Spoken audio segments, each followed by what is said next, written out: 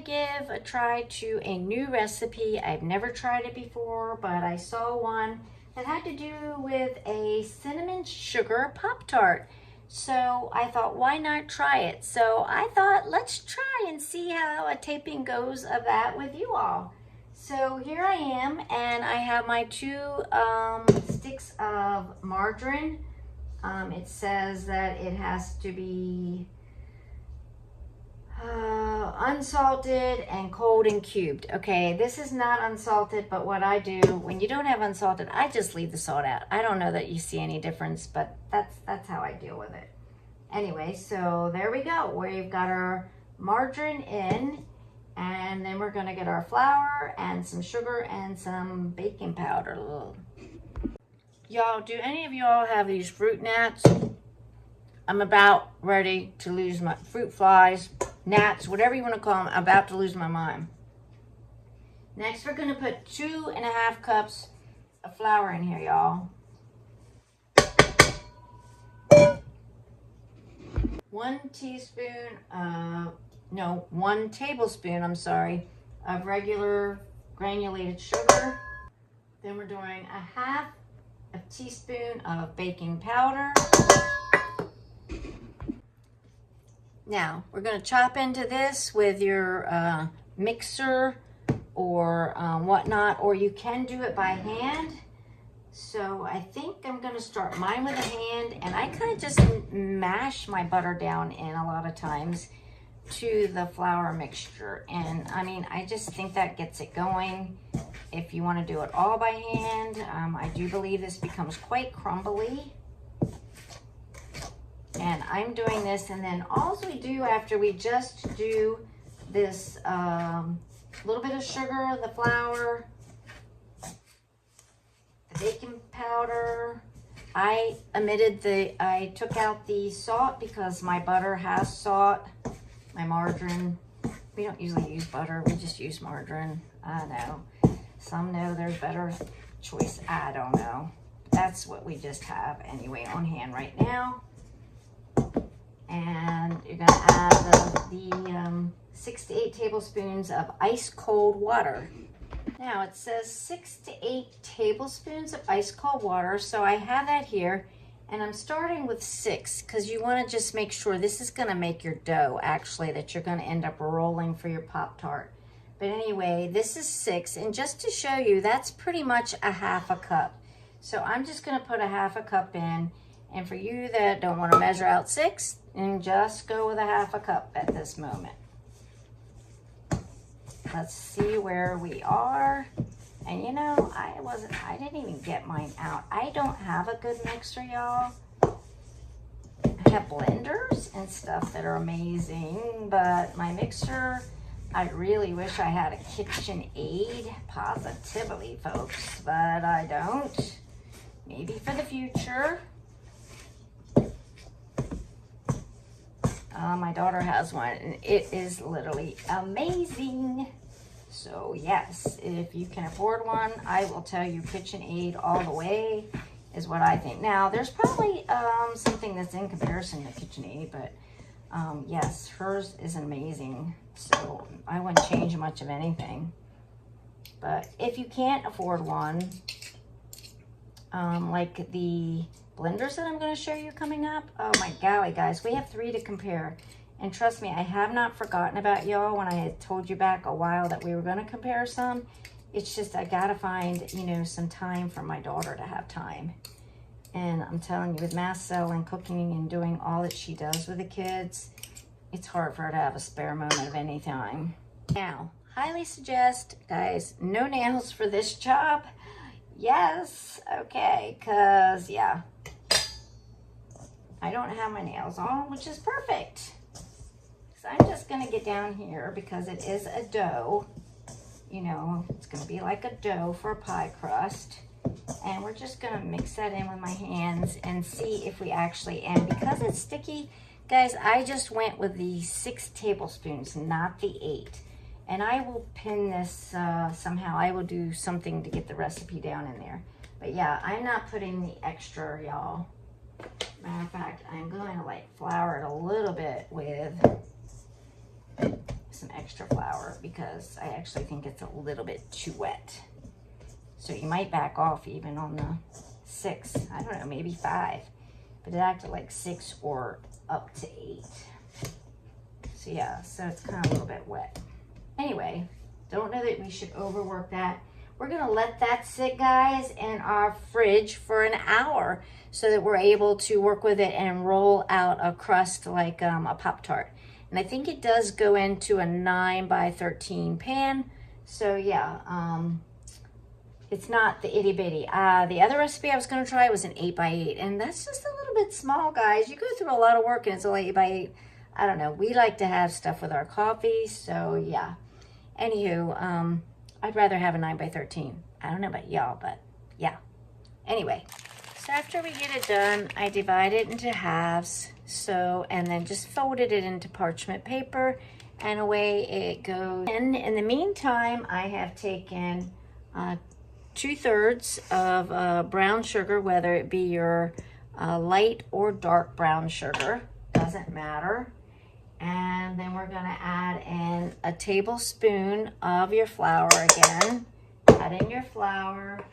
And we're gonna add, it says 2 teaspoons of ground cinnamon, but I will tell you, I try to share my recipes with the family members, and I will tell you, I have a couple that do not like overly bearing cinnamon. So what I'm gonna do is I'm gonna put 1 teaspoon of your cinnamon, and I might do half more, but I'm not gonna put the full 2 because this is for the filling, guys. And then also you're going to have the frosting will have some cinnamon in it as well. For the person that I'm thinking of, which is my mom, she can't handle too much cinnamon, so I'm backing it down just a little bit. And there we go. We're gonna mix this up. Anyway, we just blended this for the filling, your sugar, your flour, and your cinnamon. And that's all. We're just gonna let this set on to the side. It's just a fluffy powder mix. And we're gonna, you know, sprinkle that over our dough when we roll it out. So there's that set aside. Next, I'm not using their icing on their Pop-Tart, only because they're using a 10x sugar with some cinnamon and just some water. When I do a powdered sugar frosting and you only put it with water and all, I don't know, there's something about, you just can't get rid of that 10x taste. It just doesn't taste like frosting to me. So the better kind that I can tell you to do is, I have one that I put on pumpkin cookies, and it is amazing. It is just an 8-ounce cube of your cream cheese. It's got 3 tablespoons of butter. It's got a teaspoon of your vanilla down in there. You're going to do that and do about 2 cups of powdered sugar. You're gonna mix that all together, and it makes amazing frosting. You can use it on pumpkin cookies, or in this case, I'm gonna spread it across this pumpkin Pop-Tart, I'm gonna put it across this cinnamon Pop-Tart, and there you go. So, you know, you can alter your recipes however you want, but that's what I choose on this one. Anyway, and we'll get mixing that up. Now, I'm just gonna cream together that cream cheese and the little bit of butter, and then the vanilla, just for a few. I'm gonna get it all whipped up.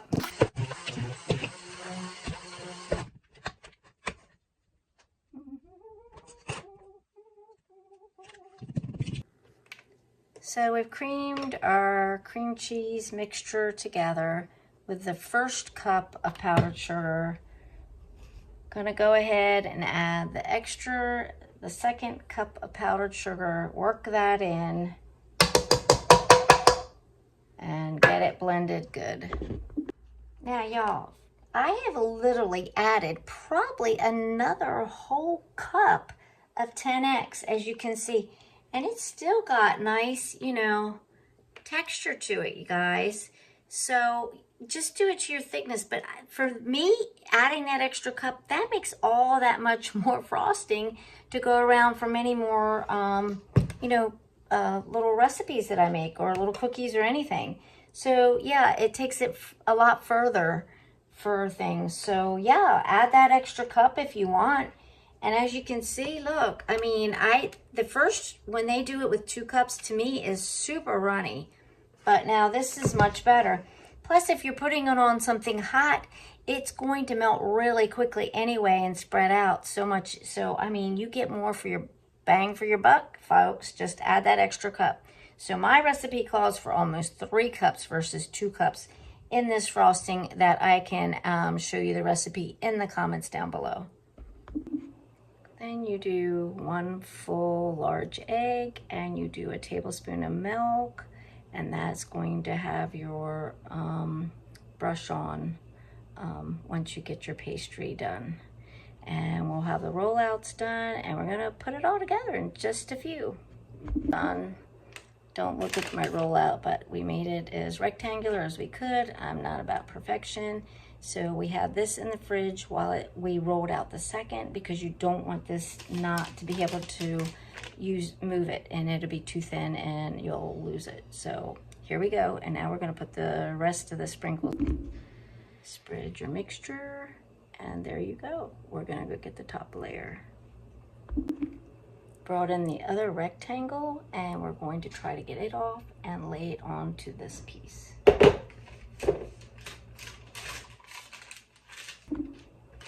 So we pulled the one up and we've laid it on top, and I've pinched it with some water in my fingers around the sides, and I think I may use a fork print. So used my fork, pressed around the outside, gave it some markings, and there we go. Now we're gonna brush on the egg mixture. A little Timu pastry brush that you can get anywhere. And yes, we are going to slap this all over. It's just some egg. Like I said, it's egg and some milk. And it's gonna make it nice and brown. Yes, please. Guys, I've never done this. And as far as that, I've never taped anything like this. So this is a new experience, folks. So yeah. If you want to see somebody that does some of this, go check out Crazy Mimi Yup. She does a great job. She's got some great recipes. Some of us are dabbling in this. First time I've dabbled in this. So yeah. Don't know. People probably say, take me back to Betty Crocker. Hey, I'm giving it a try. We have to all try new experiences. So here's to my new experience. In the oven, 350, let's go. Now, here they are, all done, guys. I've taken the liberty to cut them into squares because my husband's already snuck some, and yes, I had to give some to the neighbors already. So I want to show you, that's about the golden brown that I went. You can do however you want, but mine I think took 30 minutes of baking time. When I was halfway through, I spin mine because I have a hotter part of my oven on one side versus the other, so I do spin it. But here they are, and in just a moment, we're gonna try one. Here we have our frosting. So I'm going to frost them as I use them, because if you don't, guys, and you want to stack them or however you want to do, they'll be sloppy and messy. Because the frosting that I use, it stays goopy. It's not one of those hard royal frostings that get, hard. So like for a little piece here, we're just going to take it, and when you want it, just spread on your frosting. Just like so, spread it on, and there you go. Mmm. Yummy. So if you too want to try this out, I will try to put the recipe below. I will say it was a fun recipe. It is a time-consuming recipe, and probably the hardest part was flipping the second piece of pastry. So do make sure you have that really refrigerated. The bottom one I just left on the parchment paper, and you don't have to take that off because you can just bake it like that. So the only one you have to take off the parchment is the top, and you lay it on. But as long as you do that, yes, please. Until next time, bye.